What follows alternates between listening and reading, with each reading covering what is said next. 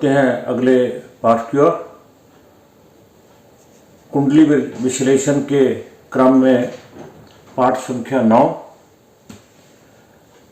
पीछे हम लगन से लेकर लगन, धन भाव, बल भाव, सुख भाव और पंचम भाव की चर्चा कर चुके हैं पिछले पाठों में। आज जो हमने करनी है चर्चा, जो चर्चा का विषय है वो है छठा भाव।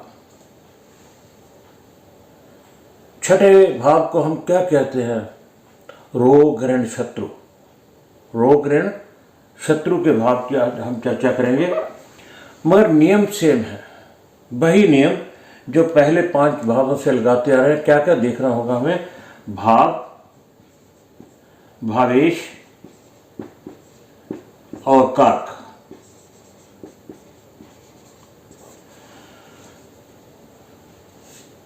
इन तीनों को देखने से पहले मैंने हर बार यही एक बात कही है कि जिस भाव का प्रश्न हो, जिस भाव की आप बात कर रहे हो, उससे पहले हमें लगन की बात जरूर कर लेनी चाहिए। लगन कैसा है, लग्नेश कैसा है और उसका कारक क्या है।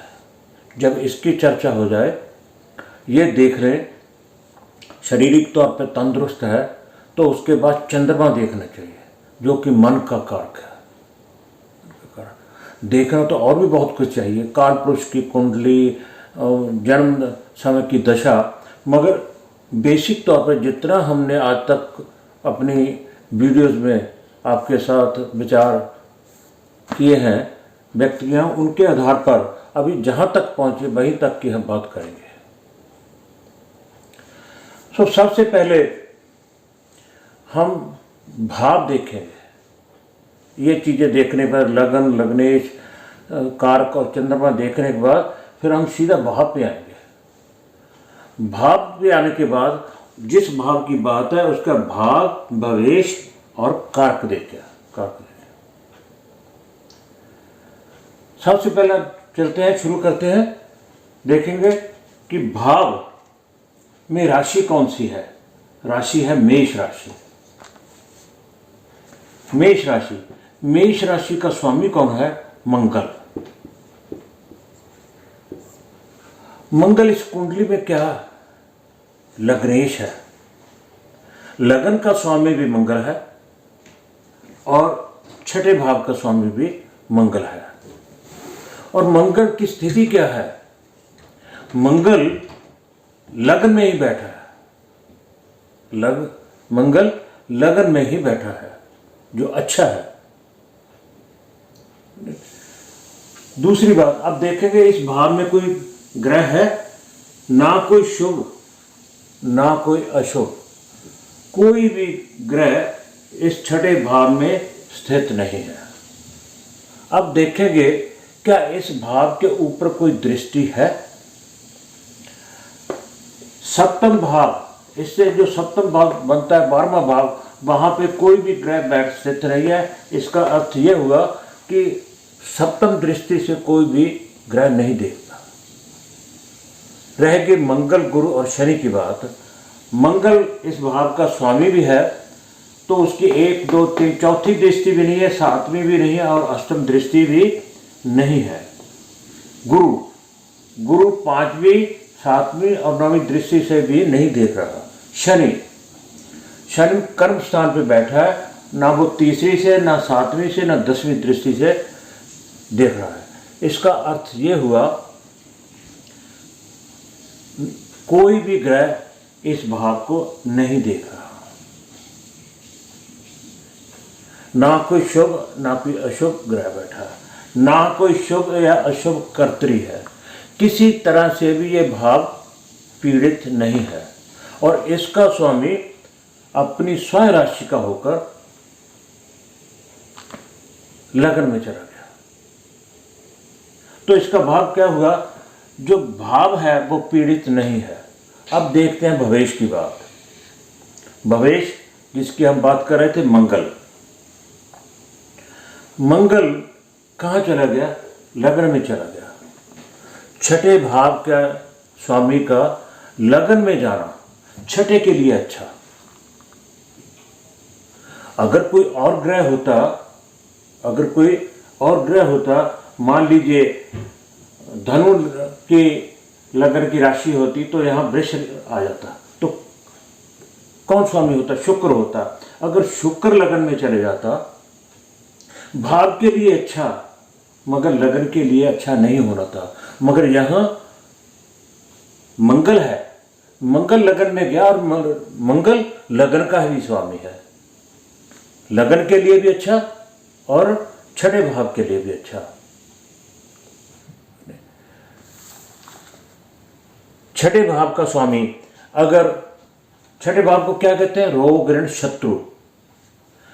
छठे भाव का स्वामी लगन पे चले जाए तो क्या कहेंगे? एक बात कहते हैं, शत्रु हंता योग बनता, मानसागरी में है, शत्रु हंता योग बनता, ऐसा मानसागरी में लिखा है। अगर शत्रु भाव का स्वामी लगन में चला जाए, वो अपने शत्रुओं का दमन करता रहेगा। तो क्या मंगल के ऊपर किसी की दृष्टि है?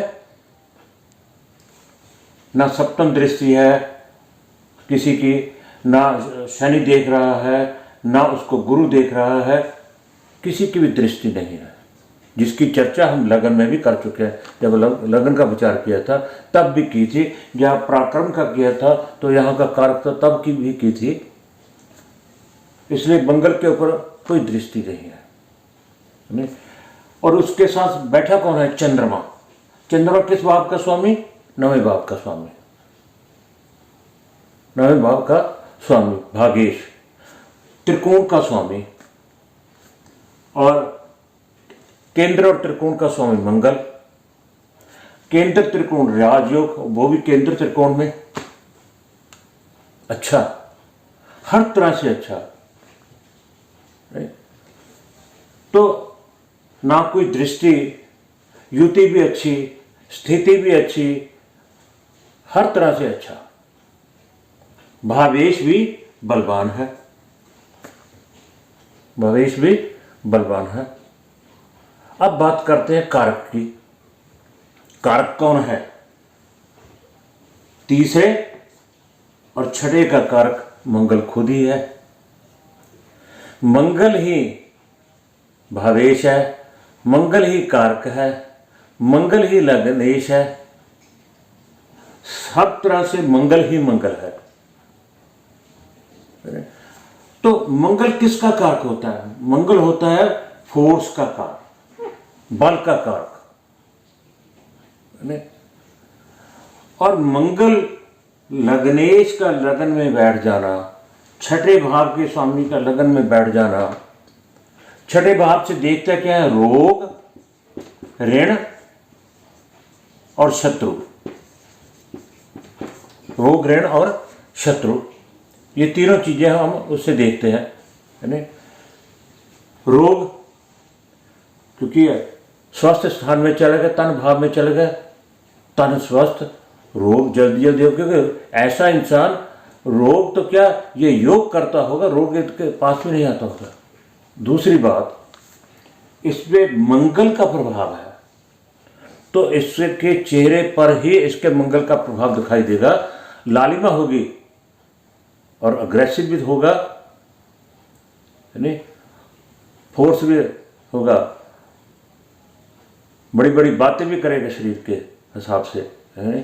तन के हिसाब से, है? तो रही बात शत्रु की, मैंने पहले कहा अगर छठा मानसागरी में लिखा शत्रु हंता योग बनता, ऐसा सस्तेश अगर लगन में चला जाता है, वैसे तो उसके शत्रु उसके सामने टिकेंगे नहीं, अगर आते हैं तो ये उनका दमन कर देगा।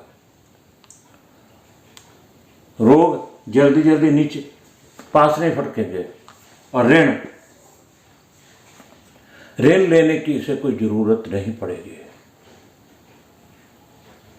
ऋण लेने की इसे कोई जरूरत नहीं पड़ेगी।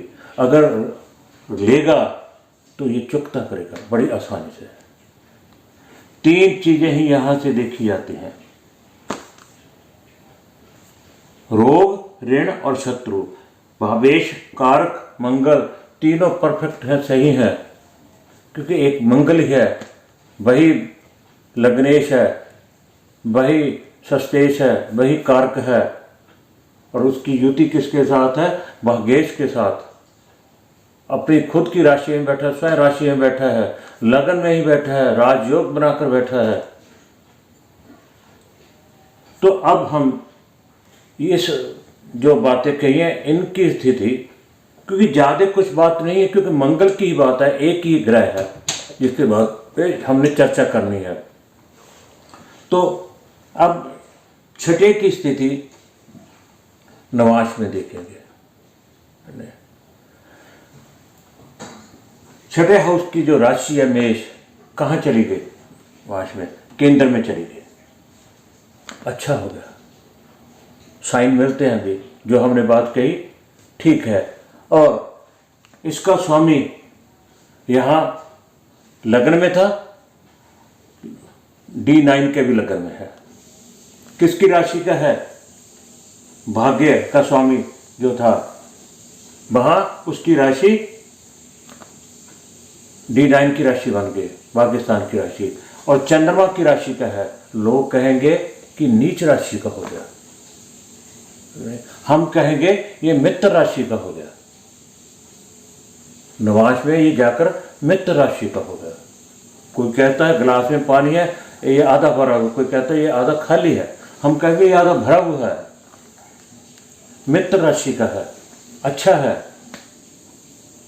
अब हम यहां देख लेते हैं छठे भाव को, नवांश में। छठे भाव में नवांश में कौन सी राशि आई है? धन की राशि है। जो धन की चर्चा की थी वहां हमने इसकी व्याख्या कर दी है। और इसमें बैठा कौन है? शनि। अशुभ भाव का में अशुभ ग्रहों का आना अच्छा। अशुभ भावों में अशुभ ग्रह शुभ फल देते हैं, क्योंकि यहाँ का दुख जो है हरण कर लेते हैं। हम देखें हर तरह से तो छठा भाव ठीक है, कोई ज़्यादा किसी भी किस्म की कोई प्रॉब्लम नहीं दिखाती, न तन के हिसाब से, न कर्जे के हिसाब से, ऋण के हिसाब से, न शत्रुता के हिसाब से, हर तरह से छठा भाव ठीक है। पहले भी मैंने कहा था चर्चा करते हुए कि 6, 8, 12 और दूसरा, अगर ये भाव खाली है तो किसी राजयोग से कम नहीं है, क्योंकि दुख जब मिलता है, प्राप्त होता है किसी इंसान को 6, 8, 12 भावों से ही मिलता है। तो मेरे हिसाब से आप बात को समझ गए होंगे। अगर फिर भी शायद कोई कमी लगे आपको तो आप मुझे पॉइंट आउट कर सकते हैं, मैसेज कर सकते हैं, फ़ोन कर सकते हैं, मगर फ़ोन आपको व्हाट्सएप से ही करना होगा, क्योंकि मैं इंडिया में नहीं हूँ। तो इसलिए अगर फ़ोन से बात करें तो आप समय का ज़रूर ध्यान रखिएगा, मैसेज कीजिएगा, ईमेल कीजिएगा, व्हाट्सएप में मैसेज कर दीजिएगा, आपको आपके प्रश्नों का उत्तर जरूर मिलेगा। इसमें इतना ही। कृपया पाठ को क्रम से देखिए और धीरे धीरे हम आगे बढ़ ही रहे हैं। 6 भाव हमारे कंप्लीट हो गए और कुंडली के विश्लेषण के साथ साथ इनके जो भावों के श्लोक हैं वो भी साथ साथ में मैं अपलोड कर रहा हूँ। आप सबका धन्यवाद, नमस्कार।